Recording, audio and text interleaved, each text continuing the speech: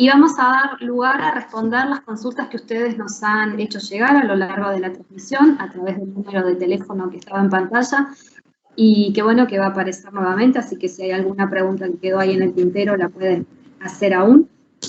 La forma de ordenarnos es, vamos a tratar en un principio de que vayan respondiendo por orador según el orden en que tuvieron en las presentaciones. Así que primero le vamos a hacer llegar la consulta al ingeniero Maximiliano Dini. Y bueno, la primera pregunta, Maxi, va para ti.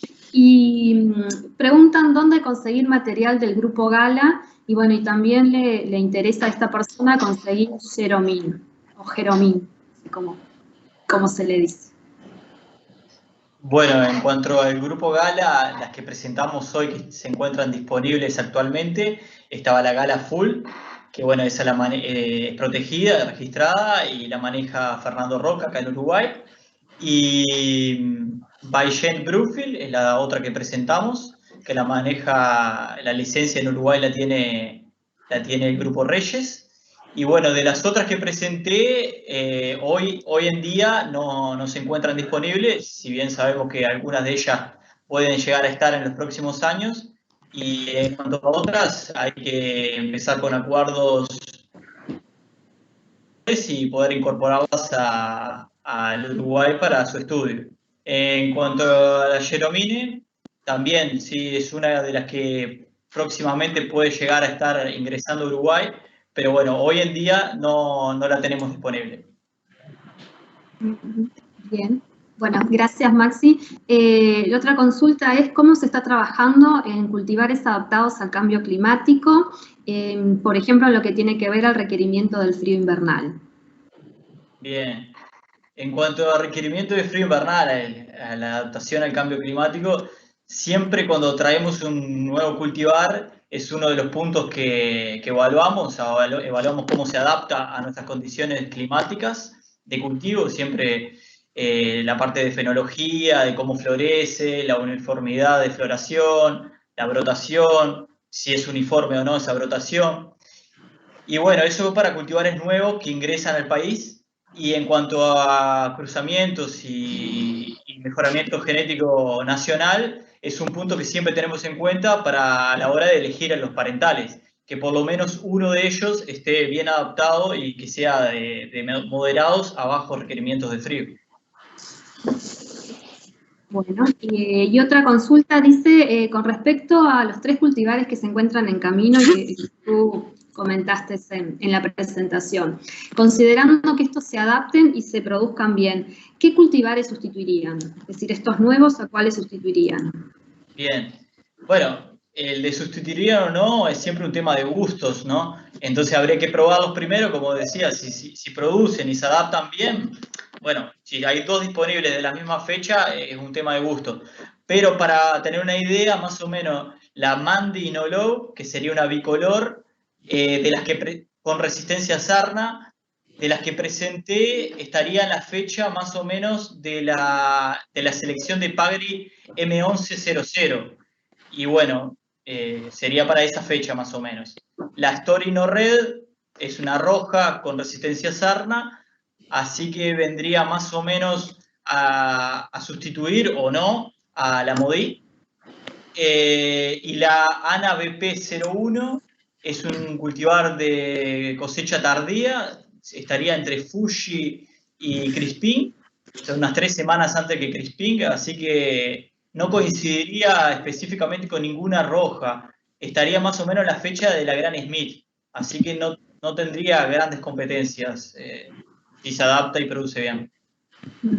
Bien, bueno, esa es la opinión entonces sobre estos cultivares. Y una pregunta que nos viene desde el hemisferio norte, que también nos están siguiendo esta transmisión por YouTube, y sobre estos cultivares nos preguntan si se van a poder evaluar y tener referencia de las nuevas variedades de textura crisp, jugosa y dulce o equilibrada, que nos dicen que están muy de moda en los países como en Estados Unidos, en Nueva Zelanda e Italia, y bueno, y ponen de ejemplo la Honey Crisp, la Envy Sweet Tango o la Cosmic Crisp. Bien, si bien estaría genial incorporarlas y evaluarlas en Uruguay. Según lo que tenemos de conocimiento, tanto de la Sweet Tango cuanto de la Honey Crisp, y son de altos requerimientos de frío, con contacto con algunos colegas chilenos y que las han probado, han tenido algunos problemas de productividad y siempre nos nombran que es de alto requerimiento de frío. Entonces no sé si de forma productiva se adaptarían muy bien a Uruguay, pero como te digo, sería muy bueno incorporarlas y poder estudiarlas en Uruguay. Bien, bueno, muchas gracias Maxi por estas respuestas. Fueron las preguntas las consultas que nos llegaron a través del mensaje de WhatsApp. Y ahora vamos a dar lugar a las preguntas para el ingeniero Danilo Cabrera. Y bueno, tenemos en primer lugar que nos preguntan, ¿cómo puedo hacer, nos pregunta esta persona, para que la planta reduzca su crecimiento en muro bajo en su parte apical? Bueno, es una muy buena pregunta, porque claro, el muro bajo a 2,20 de altura enseguida la planta llega, y sobre todo cuando está bien manejada sabemos que llega rápido. Como decíamos, es un sistema factible, como todo muro frutal, factible de ser mecanizado, pero nosotros, por ejemplo, lo hemos hecho a mano con podas de verano, con poda de otoño, por ejemplo. Ahí le marcamos la altura al muro y sabemos que la poda de otoño y la poda de verano son drásticas para la planta y nos marcan el crecimiento o la altura que podemos, a qué altura queremos dejar la planta. Así que bueno, si tenemos máquina, un topping a esos 2,20 metros, 2,30 metros, y si no, con un tijeretón, podemos hacerlo a mano. Como así toda la conformación de los muros, ¿no? No tiene por qué ser mecanizado, se pueden hacer a mano. Bien, gracias Danilo. Otra consulta que nos hacen es si se tienen ensayos comparativos de eje, doble eje o multieje para una misma variedad y los patrones Geneva más importantes como el G41 para conocer los costos de producción, los efectos en la calidad y en la rentabilidad. Sí, el tema voy a empezar por la parte de atrás de la pregunta, el tema de costos es algo que, bueno, que en 15 minutos no lo podíamos mostrar, pero bueno, lo comentaba Iván Sescato, ¿no? Por suerte, la reducción de costos que hay anda entre poda y raleo, por ejemplo, entre un 35 y 45% menos en cuanto con la mecanización, por ejemplo, pero tenemos muchos costos y hay ensayos comparativos desde que empezamos, por ejemplo, con la Crispin, en un ensayo que se instaló en el año 93. Me da cosa decir las fechas porque sacan un poco la edad que tenemos, pero sí, desde el año 93 que instalamos un ensayo con Crispin, con 5 sistemas de conducción. Hay bastantes datos y costos en cuanto a eso. Y bueno, y ahora seguimos con sistemas de conducción, por ejemplo, en el muro bajo, y también cuando evaluamos el 41 en doble eje y en eje. Cuando hablamos de doble eje, cuando hablamos de muro, tenemos bastantes datos para mostrar, para fundamentar lo que estamos diciendo. Bien, muchas gracias Danilo. Estas fueron las consultas que llegaron y bueno, ahora vamos con Bruno Carra, con el ingeniero Carra, que también tiene algunas preguntas para responder. Y bueno, nos dicen, una persona escribe y dice, comparto la necesidad del uso de fitohormonas, pero en las normas de producción integrada actualmente no está permitido su uso. Según la investigación del ingeniero Carra, ¿nos podría decir si en otros países con manejo integrado están autorizadas estas fitohormonas? Bueno, isso hay que verlo producto por producto. En otros países, algunas de esas fitohormonas sí están dentro de las normas de producción integrada. Y acá en Uruguay habría de ver si alguna de ellas funcionan y ver la posibilidad de incorporarlas a las normas de producción integrada. creo que algunas de estas podrían entrar sin ningún problema. De hecho, algunas de esas ya están en las normas de producción integrada vigentes acá de Uruguay, como por ejemplo la cianamida hidrogenada, el Dormex, el ácido naftaleno acético, ANA, y la benziladenina, el Maxel. Bien, ahora vamos a una pregunta que tiene que ver con los suelos y, a ver, perdón, me confundí de orador. Bruno, seguimos contigo. A ver, ¿cómo se controla la alternancia productiva en Fuji? Bueno, como fue comentado en la presentación, Fuji es uno de los cultivares que tiene su formación floral más temprana, y en base a eso deberíamos hacer el raleo lo más temprano posible, pudiendo empezar en la plena floración o un poco antes de la plena floración con el raleo mecánico o químico y reaplicaciones de raleo químico dependiendo de la intensidad de floración o carga de este año. En la cultivar Fuji no hay que tener miedo en hacer el raleo químico. El mismo tiene baja sensibilidad al raleo y comparado con el grupo Red y Gala. Bien, gracias Bruno. Y otra pregunta, una persona que sé que está interesada en el tema de apicultura y consulta cuántas colmenas por hectárea de manzana recomienda. La cantidad es alrededor de 4 a 6 colmenas por hectárea bien distribuidas. Bien, muy bien. Bueno, muchísimas gracias entonces Bruno por responder estas preguntas.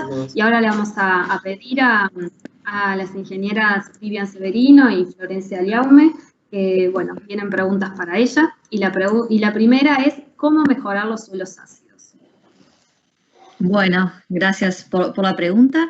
En realidad, en los suelos donde están instalados los cultivos de manzana en Uruguay, justamente no es un problema la acidez de los suelos.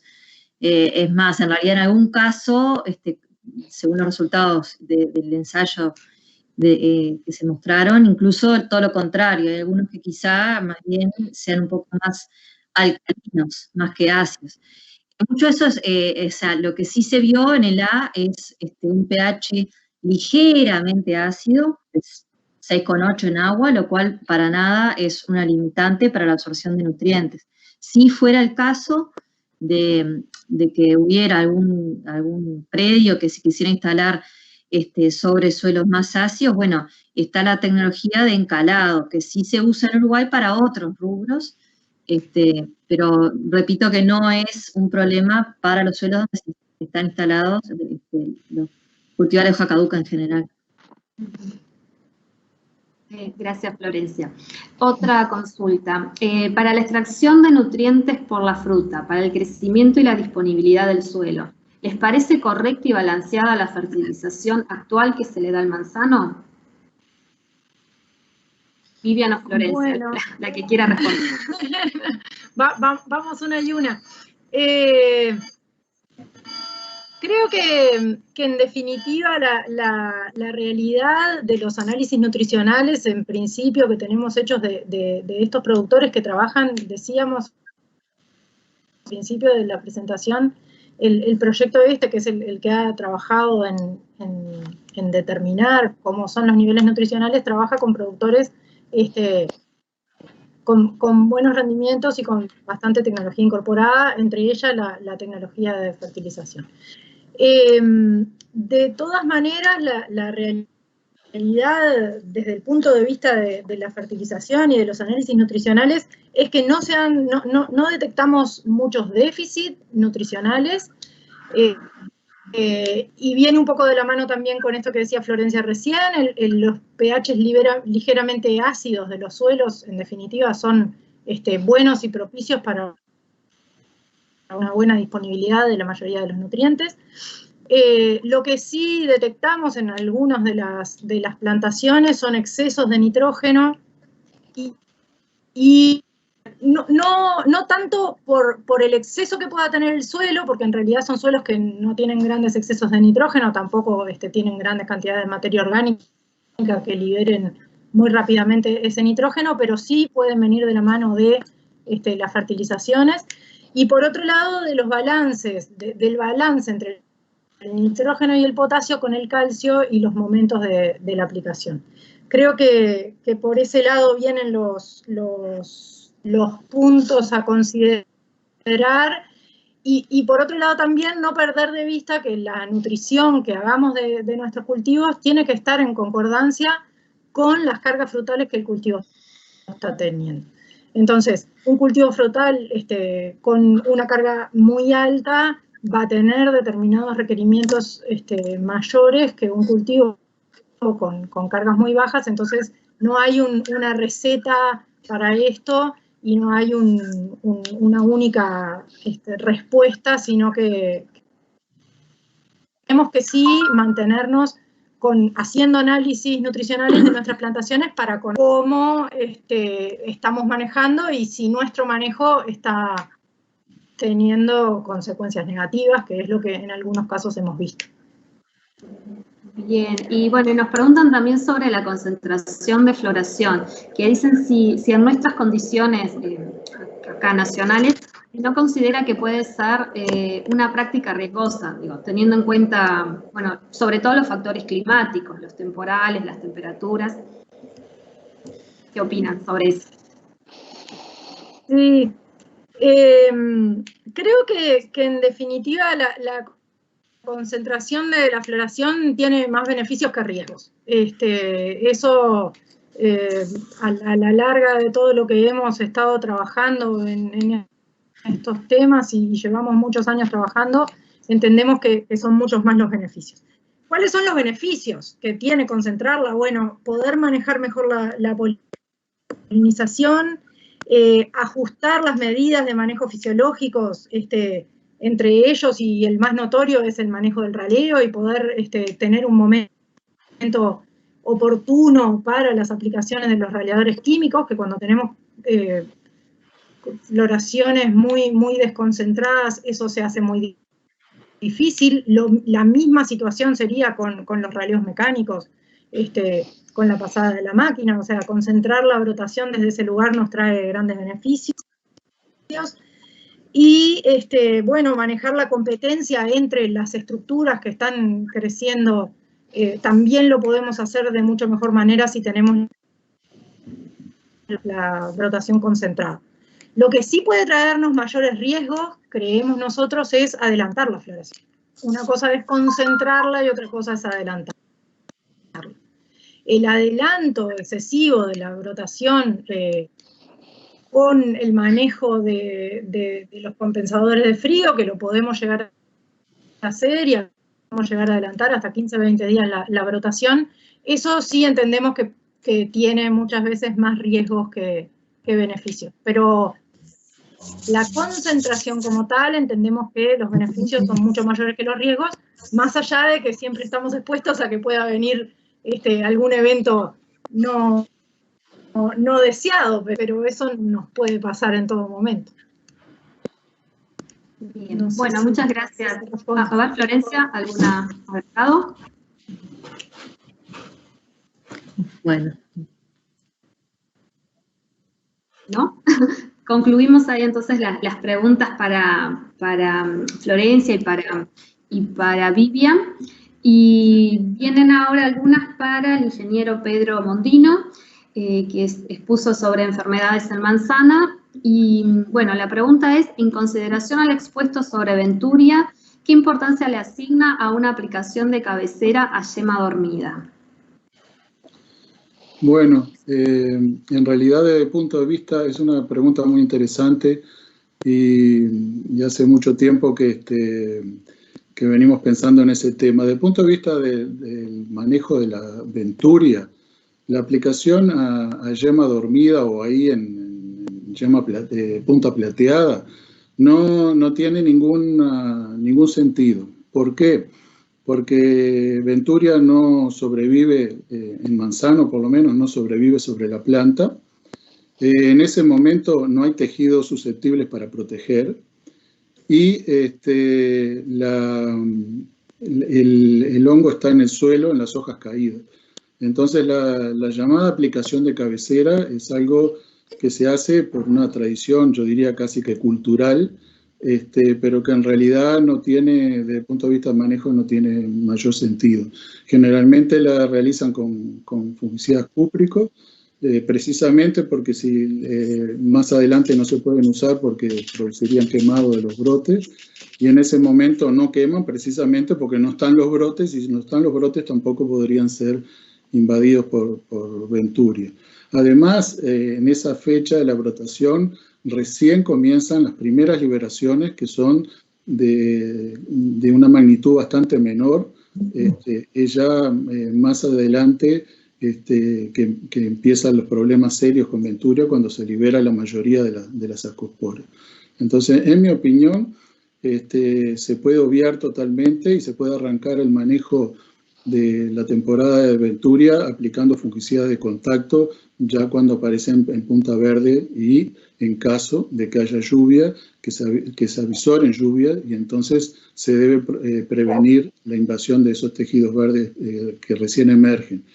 Pero solamente, o sea, se podría manejar simplemente de esa manera, a partir de ahí, en cada evento de lluvia, adelantarse y aplicar fungicidas de contacto.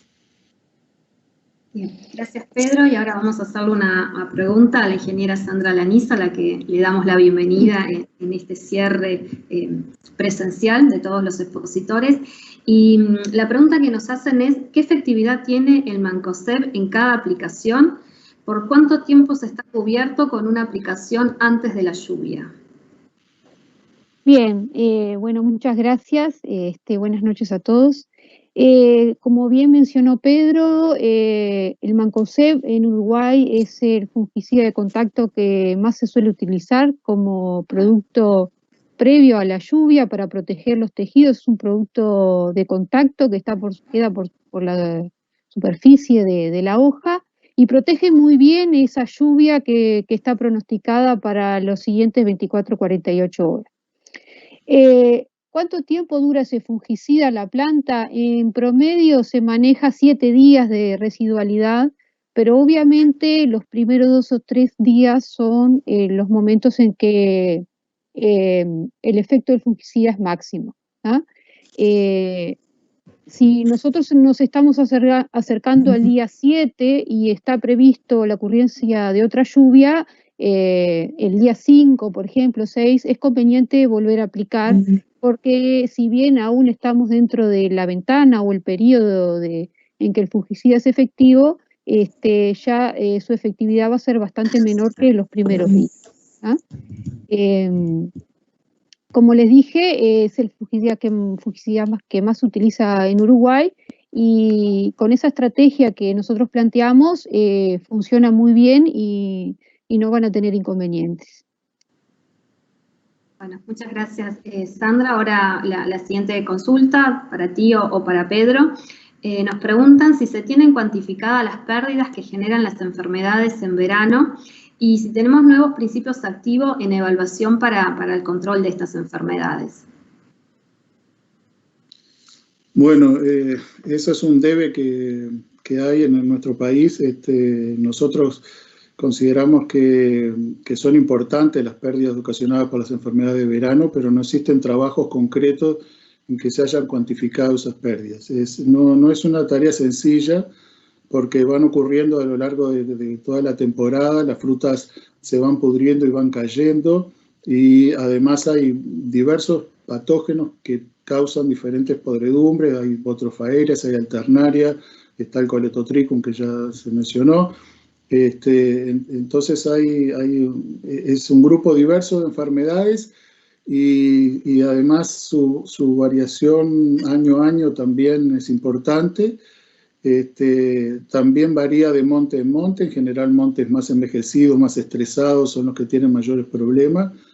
Y no hay realmente una evaluación de todo eso. Mucho menos hay un entendimiento de la biología de esos patógenos como para poder uno determinar momentos oportunos de aplicación y entonces, y bueno, y los fungicidas además habría que conocer bien cuáles son los patógenos, que ya vimos que al ser tan diversos, por ejemplo en botrofaerias hay como 7 especies distintas, llegamos a ver, alternarias puede haber más de una, o sea, hay, y bueno, de Coledotrichum hay varias especies, y cada especie puede tener una diferente susceptibilidad a los fungicidas. Entonces, no son trabajos sencillos de hacer. Hay que empezar en primer lugar a determinar las pérdidas, después hay que lograr proyectos de investigación que permitan no solo cuantificar, sino estudiar qué patógenos son los que están predominando, ver la sensibilidad a los fungicidas, determinar los momentos de aplicación.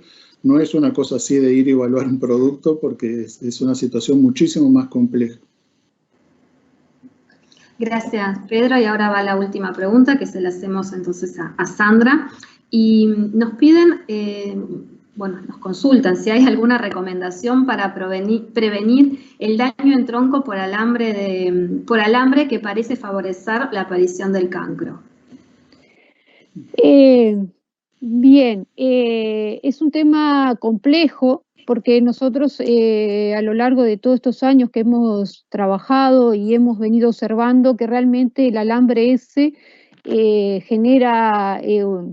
daña el tronco, y hemos visto que está muy asociado al ingreso de Botrofa aérea, por ejemplo.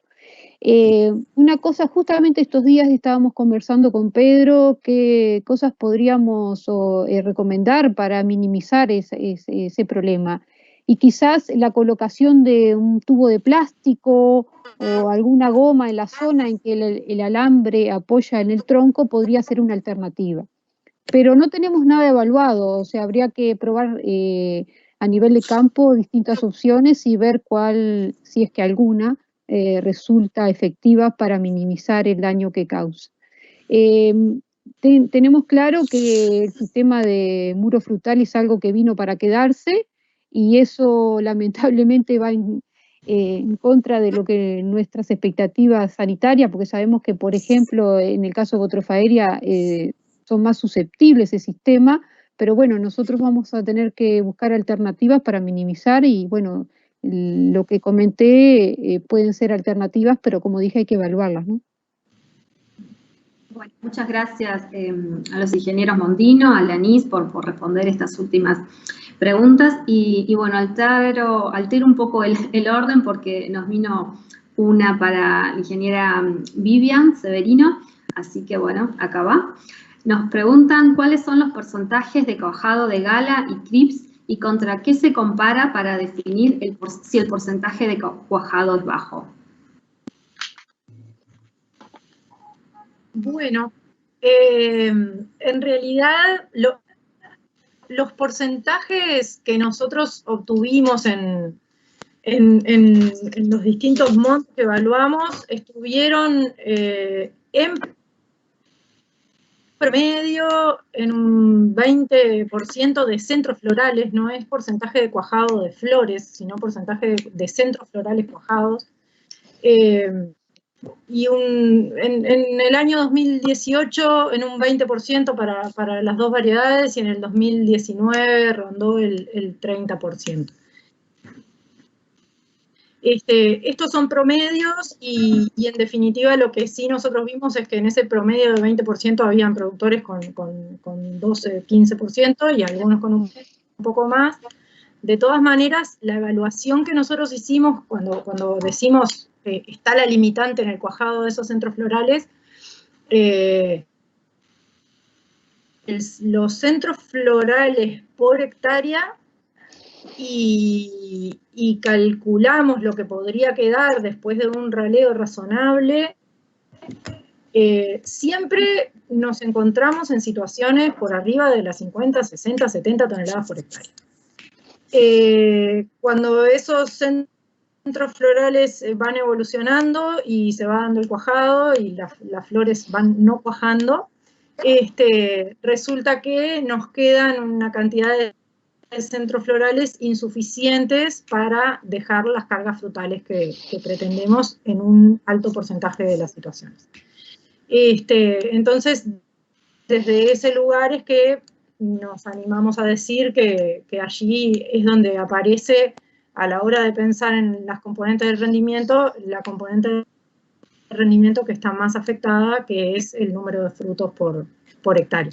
Que por otro lado, si después a la hora del raleo queremos dejar una sola fruta por centro floral para mejorar el tamaño de fruta y para mejorar la calidad, necesitamos más centros florales cuajados para poder después manejarlo. Entonces, pero bueno, si es números concretos, rondó entre un 20 y un 30% de los centros florales lo que cuajó en los distintos años del ensayo, y resultaron en cantidades insuficientes. Bien, gracias, Vivian. Y bueno, le preguntamos a Danilo Cabrera, nos consultan, ¿qué recomendación daría para formar plantas multilíder? Bueno, una pregunta que da para mucho, porque como nombramos, las plantas multilíderes son de 2 ejes a más. Una cosa que hemos visto que anda muy bien para formar una planta multilíder de 2 ejes, por ejemplo, es plantarla con 30 grados, con una inclinación de 30 grados, y hacer una incisión en una yema que esté a unos 30 a 40 centímetros del suelo, para que brote para que en esa temporada brote el segundo eje. Esa es una forma de formar un doble eje. Luego formar un triple eje. También hay productores que les gusta cortar la planta, a veces que no tiene mucha altura, si bien puede ser que tenga el potencial la planta de vivero, pero no tenga mucha altura, le gusta cortarla. Se sugiere cortarla baja, no a la altura de la rodilla como la cortábamos antes, sino a unos 20 centímetros del injerto. Y ahí, bueno, podemos elegir formar la planta con 2 ejes, con 3 ejes o con 4 ejes. Y tenemos un ensayo ahora con los portainjertos de Geneva, que tenemos la posibilidad, porque el productor, cortamos la planta cuando el productor quiso, y tenemos la oportunidad de hacer hasta 5 ejes, de poner 5 ejes en el sentido de la fila. Así que bueno, hay muchas formas de formar la planta. Por ejemplo, la multilíder tipo Guyot, hay que inclinar la planta en la plantación, pero 45 grados, atarla a 45 grados, dejar que brote toda la brotación vertical que venga, dejarla, y sacar, por supuesto, la rama que vaya hacia abajo. Y luego al segundo año se acuesta y se eligen los ejes que vamos a dejar. Ahí podemos tener plantas desde 4 ejes hasta 10 ejes. Pero bueno, son muchas las formas con las que podemos formar plantas multilíderes, ¿no? Pero vuelvo a recalcar que es muy buena la pregunta, porque es con lo que podemos controlar más el vigor en condiciones de clima como los nuestros, que a veces tenemos frío, que a veces tenemos poca cuaja, como se mencionaba, que hay mucha vegetación. Bueno, teniendo más de un líder, hemos evaluado, tenemos bastantes números que nos dicen que es una planta mucho más equilibrada y por ende mucho más fácil de manejar. Por eso es importante también que hacemos hincapié en ese trabajo que hay que hacerle a la planta en los 2 o 3 primeros años, para luego pasar menos trabajo. Pero bueno, hay muchas formas, como decía, de formar plantas multilíderes. Bueno, muchas gracias, Danilo. Estas fueron las últimas preguntas que nos llegaron. Le agradecemos a todas las personas que nos hicieron llegar sus inquietudes. Como les decíamos, la transmisión, tanto la parte de exposición como de preguntas, van a quedar colgadas en la página web de INEA, así que bueno, pueden acceder a ella cuando quieran. Y además ya saben que todos los técnicos están a disposición, están sus mails para responder otras consultas que ustedes tengan y que quieran hacerles llegar. Ya para el cierre vamos a pedirle nuevamente al director del programa Frutícola, Roberto Polo, que nos diga unas palabras y bueno, que haga como un resumen de lo que fue esta jornada y ya nos deje la invitación para el próximo jueves, porque ahí la temática va a ser la pera. Gracias, Mónica. No voy a hacer mucho resumen porque si no se nos va a ir muy largo. Yo quiero agradecer mucho a todos los participantes por las presentaciones. Creo que hemos podido recorrer todas las temáticas que hacen al cultivo de la manzana, y sin duda con mensajes bien claros y concretos que revelan que atrás hay mucha más información y mucho trabajo realizado. Yo creo que esto ha sido muy, muy válido y esperamos que todos los que nos han estado acompañando se lleven cosas. Creo que un ejemplo de cómo se aterriza todo esto, que son básicamente principios y no recomendaciones específicas, concretas, pero un ejemplo de cómo se aterrizan es la que vimos con los dos testimonios de los productores. Y ven que manejando información se llega a situaciones distintas y a soluciones distintas porque, digo, no hay un único camino para seguir en la producción de manzana. Pero sí hay cosas que son fundamentales y básicas cumplir para llegar a un buen resultado, y creo que eso quedó muy bien plasmado en todas las distintas presentaciones. Por último, agradecerle a todos los que nos han acompañado, felicitar al equipo, como decía hoy, que está detrás de las cámaras y que nos hacen posible todo esto, e invitarlos para el próximo jueves 27 a las 18 horas, donde vamos a estar encarando todas estas mismas temáticas, pero focalizadas en el cultivo de la pera. Así que los invitamos a que se junten y se unan a nosotros el próximo jueves, que le pasen el aviso a algunos colegas o compañeros productores o asesores que no se hayan sumado hoy, y como lo dijimos más temprano, invitarlos a que nos llenen la encuesta que está en la página web de INIA, que va a ser un insumo importante para nosotros para la tercera jornada el jueves 3 de septiembre. Yo, por mi parte, muchas gracias. Bueno, muchas gracias, Roberto, y ya está todo dicho. Vuelvo a reiterar el agradecimiento a los oradores que nos acompañaron en esta instancia nueva, virtual, digo que estamos todos aprendiendo. Espero que haya sido del agrado y haya colmado las expectativas de las personas que nos siguieron en esta transmisión. Reitero que queda colgado todo en la página web de INIA para volver a verlo. Y bueno, los esperamos el próximo jueves. Muchas gracias.